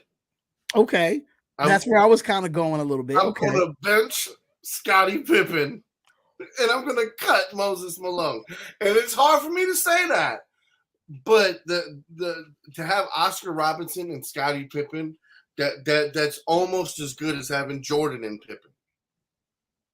And that's I'm sorry, Moses. I'm sorry. It hurts me. Moses Especially was as a big so man. dominant as a big man. And it hurts me. Oh, It that hurts me. sucks, man. It hurts me.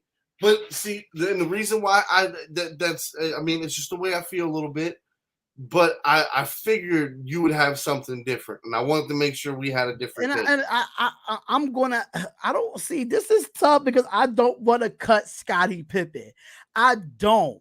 So Oscar Robertson definitely was my number one. It was always when I looked at it, I said Oscar Robertson definitely number one. But Moses Malone and Scottie Pippen is my toss up right now because if either one, they'd be like, "What? Moses Malone over Scottie Pippen?" They'd be like Scottie Pippen over Moses Malone, especially when you look at two eras of fans that looks at this. So that's why I said I made it tough. I'm gonna have to agree with you. I'm gonna have to go with Scottie Pippen and Moses, then cut Moses Malone. And it hurts my heart to do that. It hurts my heart to do that. Even though that I live in Philly, Philadelphia fans don't get on me, man. Do not get on me. But I have to go with the Scottie Pippen and Oscar Robertson start, bench and cut. I'm gonna have to do that.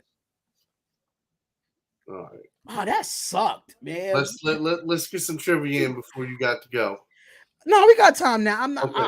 I'll talk. I'll do the games tomorrow. I won't do the games. Okay. All right. So, what year did Glenn Rice win All-Star MVP?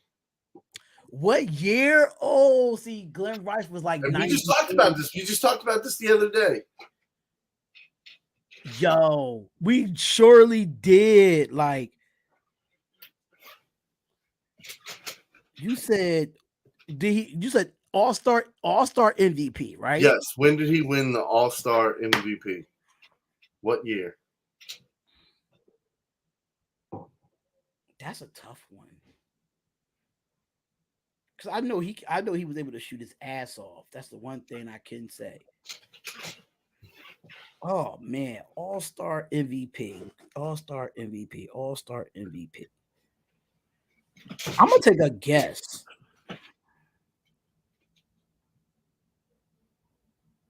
So I'm thinking about his years and when he played in the league and went in his prime. And I know he started out with the Charlotte Hornets, right? It's definitely the 90s. I'm gonna go late 90s. I'm gonna go 97. Bam! You got it. You got it on the money. On the money. Ding, ding, ding, ding, ding. Man, I was scared. Glenn Rice's All-Star MVP came in the 1997. Now, I don't know how much he scored, but... Oh, no. I didn't get all that info. I don't know how much he scored, but I just took a wild guess, man. All right. On the next one. All right. What was Shawn Kemp's nickname? Oh, my God. Yo. It was definitely on T-shirts. Shawn Kemp's nickname. There was a movie with the same title.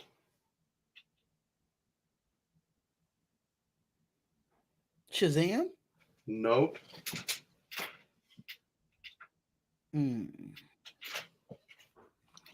It was I wouldn't say not Meteor Man. Nope. For the people in the comments, what was Shawn Kemp's nickname? Don't let the interview that he did with Ahmad Rashad, and he told us that on what's the name of Ahmad Rashad's show back in the day? I forgot the name of that NBA show that he used to play on Saturdays. I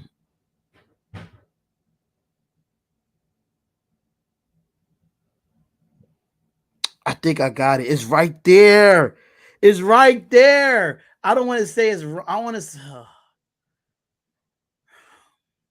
Shawn Kemp's nickname, the Rain Man. The Rain Man. That's what I'm thinking. I'm hearing Ahmad Rashad's voice when he's talking about it on the interview. Mm-hmm. I'm just thinking about it. It was the Rain Man, right? Yep, the Rain Man. Woo! I was about to say I was about to say Chocolate Thunder, but I was like, nope, I can't say that. No, that was Daryl Hopkins. All right. Next one. What year was Derek Coleman drafted first overall? Hold up. This is basketball, right? Yes, sir. Derek Coleman. Was it the Philadelphia 76ers? It was a different Coleman that went to the Sixers that got drafted there, right? I'm not sure what team drafted him. I didn't look that up. I know he played in the All-Star. Yeah, he played in one All-Star game, I believe. No, what was the question again? I want to make sure I'm answering. What year was Derek Coleman drafted first overall? What year Derek Coleman was drafted? So I know Derek Coleman. It sounds like Derek Coleman from the Philadelphia 76ers, if I'm not mistaken. But the year, I know it's before AI. I know it's in the early 90s, if I'm not mistaken, right? Yeah, it's 90s trivia. Yeah, so I'm going to say 93. It is 1990. I was 3 years off. Yeah. Okay. Okay, that's not bad. Here, I got a trick question for you. Is Mitch Richmond in the Hall of Fame? No. Wrong. He is. What? Mitch Richmond is in the Hall of Fame. You know what's crazy? I have his Warriors throwback jersey in my drawer. That's the crazy part. Yeah, and the crazy thing is, so many people get that answer wrong. I thought he didn't get in yet. Wow. Yeah, so many people say that they get that answer wrong. Wow, I would have never thought that he was in the Hall of Fame. I would have never thought that. All right. Which Western Conference team never made the finals in the 1990s? What Western Conference team never made the finals in the 1990s? Golden State Warriors? Nope. They made the finals in the 90s? Yeah. I don't remember the Golden State Warriors making the finals in the 90s now. I definitely don't remember that. I believe it was 1990. What Western Conference team so the Sun, I know the Suns made it to the finals in the 90s. The Rockets made it to the finals in the 90s. Was it the Lakers?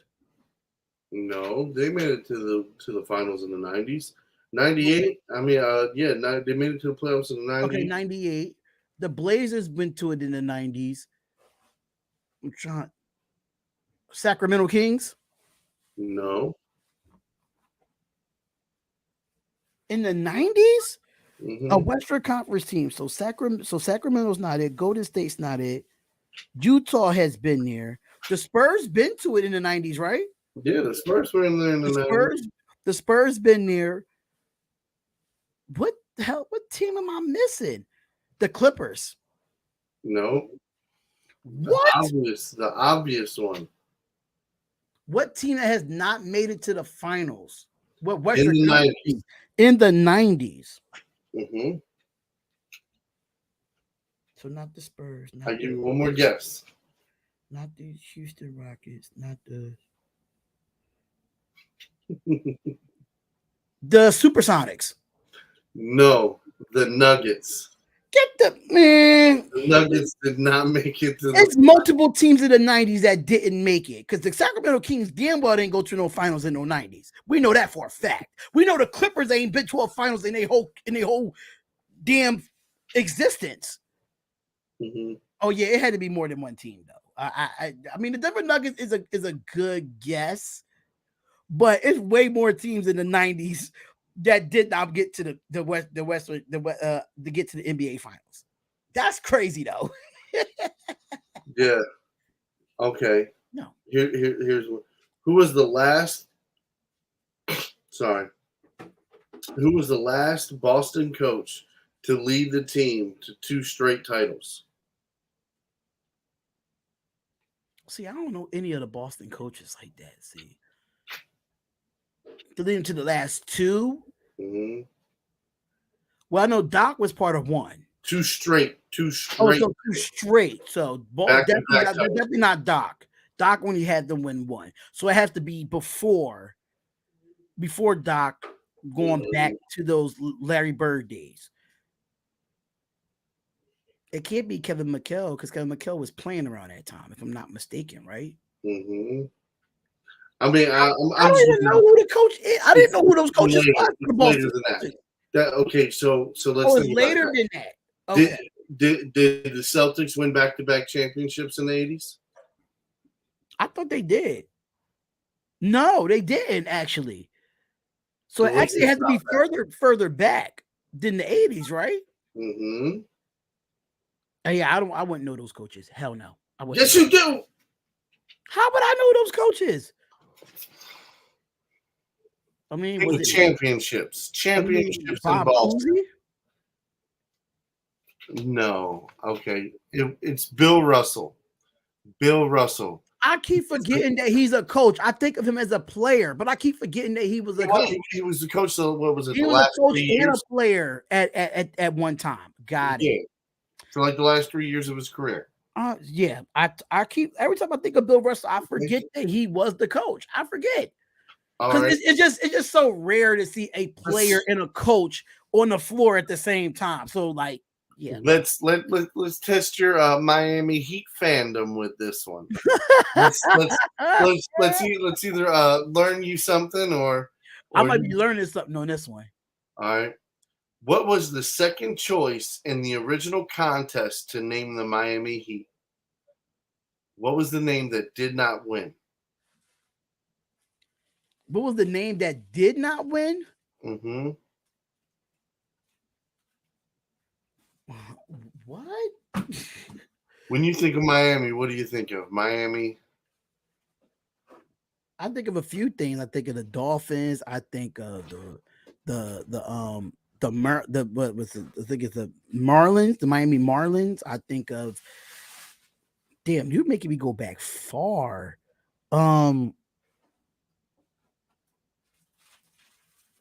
TV show? Miami Vice. Yes. Okay. Yes, just learn something. Yeah, I learned something. So the final two names were the Miami Heat or the Miami Vice.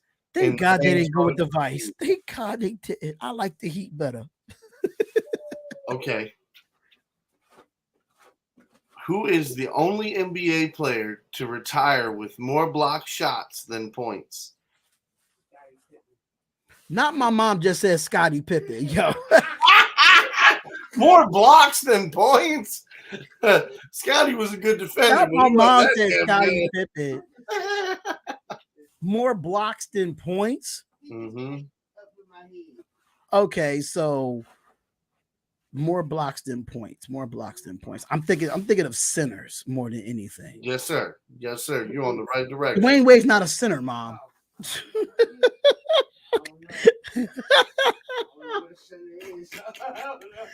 I'm gonna go with Mutombo. No. Okay. So am I going higher in the years or lower than the years? Well, I mean, so he played in the 90s. The majority of his career was played in the 90s. So you had Alonzo Mourning as a center. Remember the points. More blocks than points. More blocks than points. I mean, Alonzo Mourning was a blocker. I mean, he has some history, you know. So you think he had more blocks than points in the NBA? No, I don't think so. But I know. So that's what I'm saying. This person clearly had so way more blocks, not that many points. Yeah, Shaq had a lot of points than blocks, so that's definitely out. And we talking completely 90s. Well over 7 foot. Well over 7 foot? Was it David Robinson? No. Well, Tim Duncan's not a center, he's a power forward, but I don't think he has more blocks than points. So that's and he's not. It definitely wasn't our family member, Bo Kimball. Stop that, Mom. Stop that. But well over 7 foot tall. I'm trying to think of blocks than points. What's his name? It's not Rodman, is it? It's okay. It's not Rodman. All right. So not Rodman, not Mutombo, not Duncan, not Robinson, not Shaq. Not Alonzo Mourning. Was it Patrick? Uh-uh. Not Patrick Ewing. Well over 7 foot tall. Yao Ming. No. Okay, so Yao Ming is in 2000, so that definitely doesn't. But count. Yao Ming was a bucket, bro. There's no way he would have had that many damn blocks. He scored too much. Yeah, he scored too. All right. He was a gimmick. He was a gimmick, but he could play. He was a gimmick, but he could play. Mm-hmm. And you talking about 90s, so I can't say Dwight Howard. Mm-mm. So 90s. I'm thinking 90s. I'm trying to think of all the centers in the 90s. And I named majority of them, but damn, I got a feeling I'm missing one. I'm really missing that one. As soon as I say his name, you're gonna be like, "Motherfucker, what the fuck?" He played on the East Coast.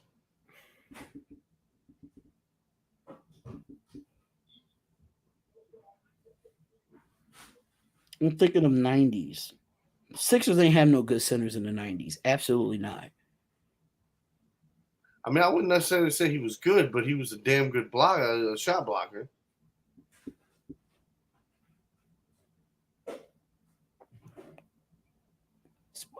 What the fuck? He played on the East Coast. Yep, and he was well over 7 foot tall. All right, you ready? Manute Bol. Get the.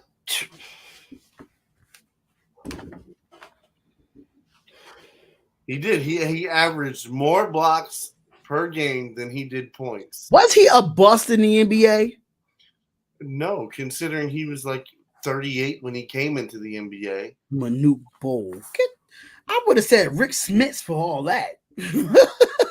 But he did. Rick Smits was like damn near 7 foot, but like I would never thought no damn Manute. Well over. Well, I mean, if somebody would have been like centers in the 90s, well over 7 foot, I'd have been like Sean Bradley, Manute Bol, George. Yeah, but Sean Bradley wasn't that good. I mean, he was all right, but he wasn't. At no point did I say they were good. I didn't say he was good. I just said he averaged more blocks than points. Okay. Yeah, you got me there. I was just thinking of all the good centers. All right. So our last two topics: fantasy football leaders for this year. So I just want one running back, one wide receiver, one quarterback, who you think would be one of the top fantasy football leaders this year. Well, we technically running backs is going to be very uncertain with Jacobs and Barkley being out, and Dalvin Cook is no longer on a team. Ezekiel Elliott's not on the team. But if I had to throw a running back out there to be productive, if they're not going to be on the field, I'm gonna have to go Derrick Henry. Okay. I have to go Derrick Henry as the number one back. Wide receiver, I'm definitely going Justin Jefferson productively. Quarterback, I'm going out on a limb on this one. I mean, I like him, but I feel like he needs to be better this year. And if he was on my board, I would get him, and that's Lamar Jackson. I have to be completely, because mind you, this is fantasy. This is not you being a fan of a team. This is fantasy, so you have to look outside the box. Now, when I thought about wide receiver, I was going to go Devontae Adams, then Justin Jefferson, but I had to think of what Justin Jefferson did last year.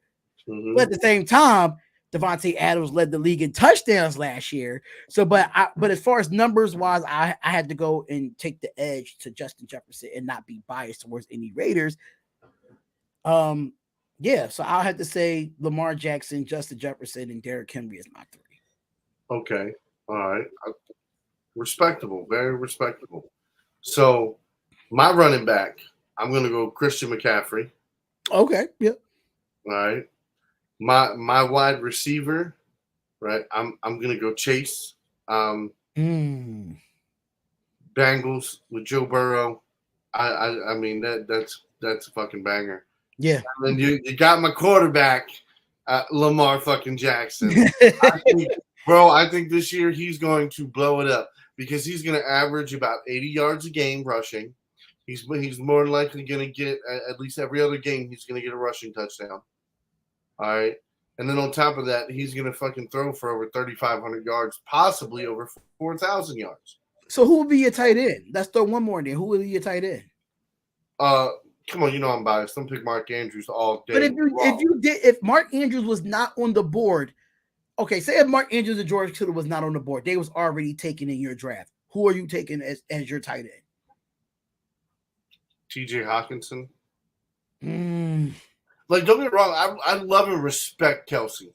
I absolutely do. I think Kelsey's gonna be the first one off the board in my head. Yeah, no, for sure. Like I do. I respect the shit out of Kelsey. But fantasy points, he doesn't always collect the most. There's some games he collects a shit ton, but there's also a few games a year where he ain't gonna get you much but 5 points. Right. I mean, I'm just being honest here. And this is just strictly fantasy for everybody that's listening and watching. This is strictly fantasy. This is not personal feelings. This is just with comes to that. So for me, for tight end, I'm gonna go. This is a little out the box for me, but I think this is going to be a very good year for him, and I think Dallas Goedert is going to be a very good year for him. I think he's going to be a very underrated tight end. Him, I think it'll be because I mean people top five. Exactly, top 5, but I think he doesn't get a lot of talk because of the Wallers and the Kittles and Kelseys and I will say this. Good Morning Football loves him. I love Dallas Goedert. I think he's so been on there multiple times. They talk about him. They praise him. I'm just gonna say that some people do show their love for the boy, and me personally, I fucking love it. I love it. I think he'll be if he was available and I needed a tight end, I'm going to get Dallas Goedert. Okay, and then the last topic that I got, like the Ravens sign Melvin Gordon.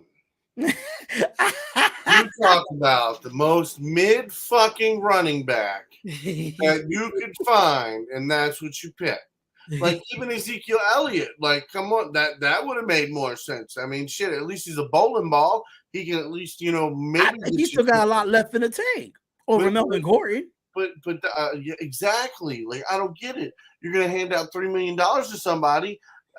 At least fucking hand it to somebody who at least can possibly be productive.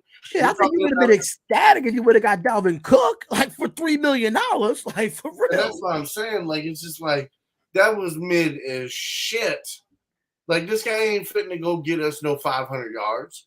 He's not getting 500 yards on the season. He's the backup's backup. Now, granted, if J.K. Dobbins goes down and Edwards goes down again, then yeah, he'll see some playing time. But that's if he don't get beat out by the 4th-string guy that we bring on in week 5. Agreed. I mean, like I said, I just thought it was a money waste move. Like, why would you go get another running back that's mid? Go get a young guy that's got something to prove. Now, don't get an old guy that like his knees are fucked. Yes. Is exactly his knees. Like, dude, Gordon was like even 3 years ago. He was like starting to slip. He has fumble issues as well. That's another thing. He can't protect the football when he's running. When he gets in the open space, he cannot protect the football. Yeah, no, I just like I said, I was super disappointed with that pickup. Like I didn't think that was smart at fucking all, bro.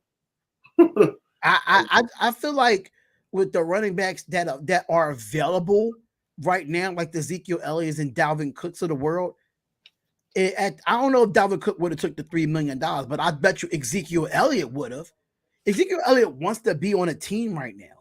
And right now, for what I'm saying for the Dalvin Cook situation, Miami is the only connection that he has, him in the New England Patriots, but I think Ezekiel would have been a better fit for how y'all run the football than going to get Melvin Gordon. You know who I thought was going to go get Ezekiel Elliott? Fucking New York. Oh, that would have been payback to the Dallas Cowboys. Oh, that would have been payback. I thought that makes even doesn't make sense now for James Washington. But now Yeah. I'm thinking the Raiders. The Raiders might go scoop Ezekiel Elliott. I don't know. If we can't pay Josh Jacobs, what makes you think we're going to pay for? We barely can pay anybody right now.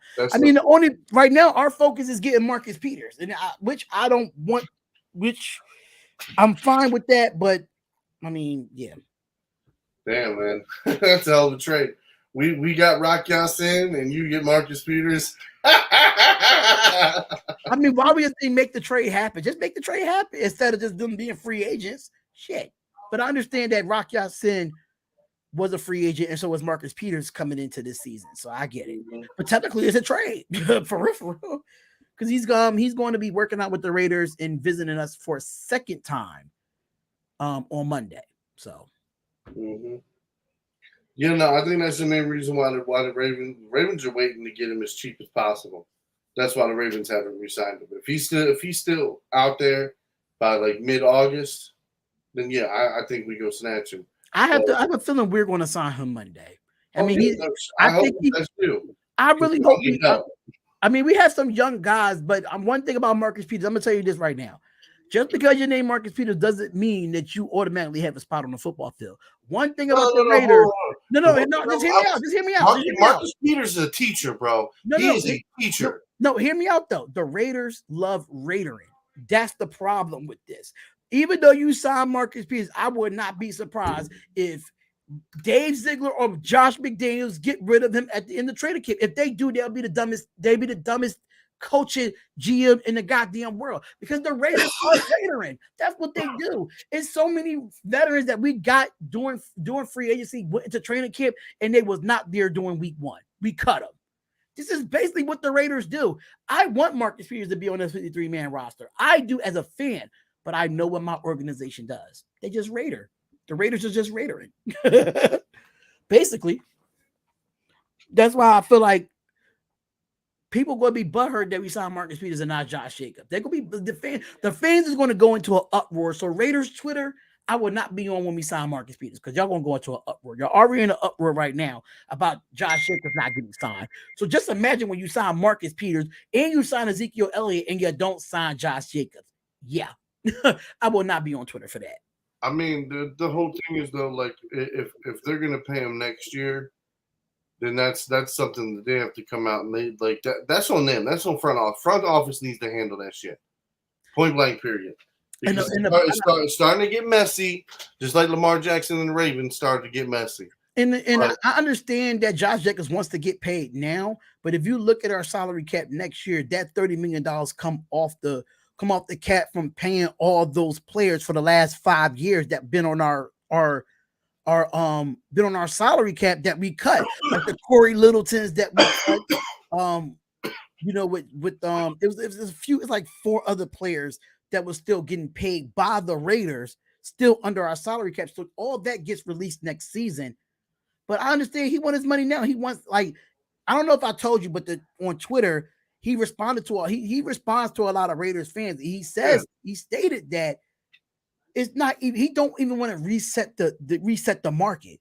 He don't even want to do that. So he just wants to get what he's owed. He just wants that, make sure that he is secured.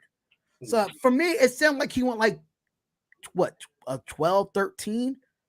I mean, which is not bad. It doesn't matter, but the whole thing is you need to give him a guarantee, and you need to give him a guarantee now.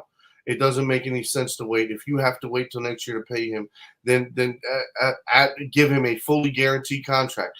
This is what we'll sign right now, and it's effective as soon as the New Year League starts. There you go. So you know what I mean? Like that's on front office to set up. Yeah, but typical of us. I'm not surprised. Sorry to cut and run, but I gotta go my way. No, you're good. You're good, man. But Mac, we're gonna hang out with the kids. Listen, it's Friday. Enjoy yourself. Thank you for the topics was fire. Bro, I hope you enjoyed the whole show, man. I tried to set it up to where it was a little back and forth, and then we got some fun shit going on. We got active in the chat. So look, peace, love, and happiness. Y'all take care. Have a good weekend. I'll see y'all next week. All right, Max. See you Monday, man. So Shout out to my boy Mac for bringing in the crazy topics tonight, man. That is it for the Darion Hopkins Show, Friday, July 21st, man. Make sure y'all hit that like button and subscribe to the channel. And before we head out of here, make sure y'all hear the audio podcast right on Apple Music, Spotify, Google Podcasts, Amazon Music, iHeartRadio, all at the Darion Hopkins Show or Darion Hopkins Sports Show. Links are in the description. Make sure y'all check out SeatGeek, which is your promo code DHopkins to get $20 off your first purchase. Make sure you go to Bet Us to get 125% sportsbook upon your initial deposit. What a great show. I was supposed to do the New York Liberty and the Washington Mystics tonight, but it's 7:30. There's no point in me doing that. I'll be back to doing the play-by-plays tomorrow at 1 o'clock and 3 o'clock Eastern Standard Time. But thank y'all so much for tuning in to another episode of the Darion Hopkins Sports Show. Thank you to my co-host Mac. He went to go be with his family, and like I said, sending my condolences out to Gilly, the king of the passing of his son at the age of 25 during a shooting. Blessings to you, and I'm praying for you, brother. I really, really do, man, and hopefully Philly can be better. But comment, like, and subscribe to the YouTube channel. Follow us on social media, Facebook at Darion Hopkins Sports Show, Twitter at DHopkins Show, Instagram at DHopkins Show, TikTok at DHopkins Show. And we out of here, y'all, and we love y'all, and we will see y'all on Monday, same time, same place. We out of here. Peace.